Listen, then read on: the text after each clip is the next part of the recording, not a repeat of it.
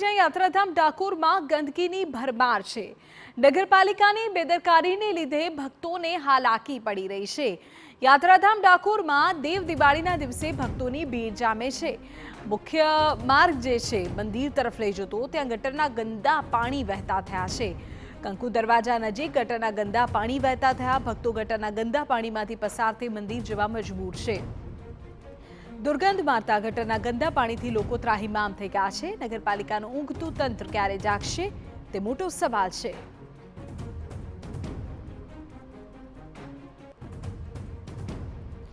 અમે આપને ડાકોરની વિગતો આપી રહ્યા છીએ કે જ્યાં હજારો લાખો શ્રદ્ધાળુઓ કાયમ માટે દર્શનાર્થે જતા આવતા હોય છે ને એવામાં દેવ દિવાળીના દિવસે ભક્તોની જે ભીડ જામી તેની વચ્ચે હાલાકીના દ્રશ્યો સામે આવ્યા છે। નગરપાલિકાની બેદરકારીને લીધે ભક્તો પરેશાન। અમારા સંવાદદાતા ધર્મેન્દ્ર આ બાબતે પૂરી વિગત આપી રહ્યા છે। ધર્મેન્દ્ર, શું સ્થિતિ છે? લાખો શ્રદ્ધાળુઓ જ્યાં આવતા હોય ત્યાં બેઝિક વ્યવસ્થાઓ પણ નહીં।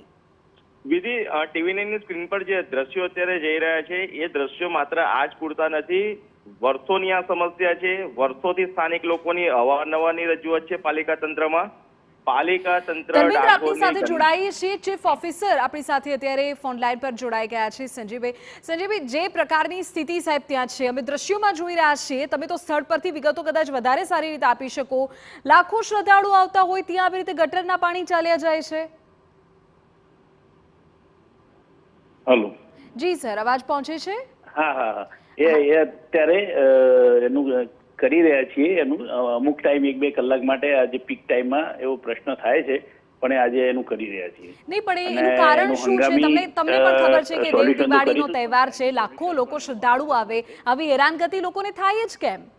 આ પ્રશ્ન ઘણા વખતથી ચાલતો હતો। એનું સોલ્યુશન કરી અને 3-4 જગ્યાએ એનું સોલ્યુશન કર્યું છે। અત્યારે બીજી 3-4 એવા પોઈન્ટ છે કે જ્યાં આવો પ્રશ્ન આવે છે, એનું કરી રહ્યા છીએ। કારણ કે આખી લાઈનો અને એનું આયોજન અને ક્લિનિંગ કરવાનું પણ ઓલરેડી આયોજન થઈ ગયું છે। એટલે આગામી 1 મહિનામાં આ બધી જે લાઈનો જે વધારે પ્રશ્ન આવે છે એનું ક્લિનિંગ કેટલા સમયથી સમસ્યા હતી? તમે જ કહી રહ્યા છો કે ઘણા સમયથી છે, તો કેટલા સમયથી શ્રદ્ધાળુઓને આવી હાલાકી પડતી હતી સાહેબ? આ સમસ્યા સમયાંતરે થાય છે, કારણ કે એમ થોડો ટાઈમ સફાઈ થઈ જાય છે, પરંતુ ત્યાં યાત્રી નિવાસો અને ઘણા બધા હોટલો, ધર્મશાળા એ વિસ્તારમાં આવેલી હોવાથી જે પેડ ને સેનિટેશન ને જે અમુક વસ્તુ એવું જે બ્લોક થઈ જાય છે અંદર ગટરમાં, કારણ કે એ મુખ્ય વિસ્તાર છે નગરપાલિકા નો, ધર્મશાળાનો બધો ત્યાં। એટલે એવા વિસ્તારોમાં 3-4 સ્પોટ છે, એમાં વારંવાર આવી સમસ્યા સર્જાય છે। એનું પણ કાયમી નિરાકરણ માટે પણ નવું આયોજન કરી દીધેલું છે અને નવી ગટર લાઈનોનું પણ ઓલરેડી મુખ્ય સ્પોટ એ પણ છે કે જ્યાંથી જ યાત્રિકો પસાર થાય છે ને સાહેબ? જે હંગામી જે 3 સ્પોટ છે એની પાઇપો બદલવાની કામગીરીને 1-1.5 મહિનો લાગશે। શું કામગીરી કરવામાં આવી રહી છે? કેટલા સમયમાં હવે યાત્રિકોને તકલીફ નહીં પડે એવી બાંહેધરી આપ આપી શકો? અત્યારે આપણે જે તમામ ગટર લાઈનો જ્યાં ચોકઅપ છે એ વિસ્તારનું આઉટસોર્સિંગ ટેન્ડર કરીને પણ થોડા સમયમાં અત્યારે આપણે સફાઈની કામગીરી હાથ ધરીશું 1 મહિનાની અંદર। એટલે જ્યાં જ્યાં સ્પોટમાં ભરાય છે ત્યાં જે મુખ્ય સ્પોટ છે ત્યાં આશા રાખીએ કે યાત્રિકોને આવી પરેશાનીનો સામનો ન કરવો પડે। ખેડા ડાકોર દર્શન કરવા જે લોકો આવે છે રણછોડરાયજીના, એ સારી મેમરી સાથે પરત ફરે।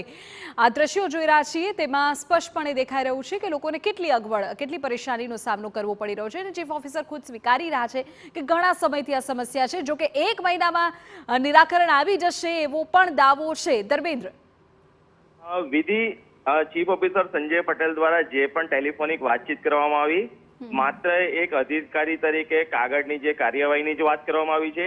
કોઈ નક્કર કાર્યવાહી ડાકોર નગરપાલિકાના અધિકારીઓ, પદાધિકારીઓ દ્વારા નથી કરવામાં આવી। વર્ષોની આ સમસ્યા છે। સંજય પટેલ જે દાવાઓ કરી રહ્યા છે, જે ટેન્ડર પ્રક્રિયાની વાત કરવામાં આવી રહી છે, તે માત્ર કાગળના ગોળાની વાત છે। કારણ કે લાંબા સમયથી આ પ્રકારની સમસ્યા ડાકોરની અંદર છે। ડાકોરના સ્થાનિક નાગરિકો હોય, ડાકોરની અંદર આવતા ભાવિક ભક્તો હોય, રાજ્ય બહારથી આવતા ભાવિક ભક્તો હોય, ડાકોર મંદિર સુધી પહોંચવામાં અવારનવાર આ પ્રકારે ગટરો ચોકઅપ થઈ જવી, ગટરના પાણી ઉભરાવા, ચોમાસામાં ડાકોર આખું પાણીમાં ડૂબવું, આ જે પ્રકારની ઘટનાઓ બને છે તેની માટે ડાકોર નગરપાલિકા જવાબદાર છે।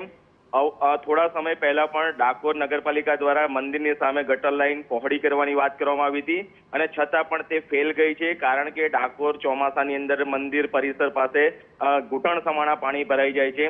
અત્યારે જે દ્રશ્યો જોઈ રહ્યા છો તે દ્રશ્યો ડાકોર નગરપાલિકાની બેદરકારીને કારણે સર્જાયા છે।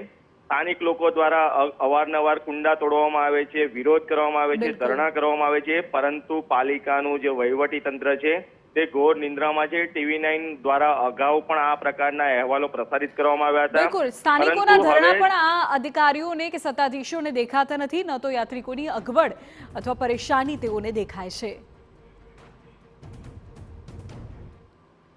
આગળ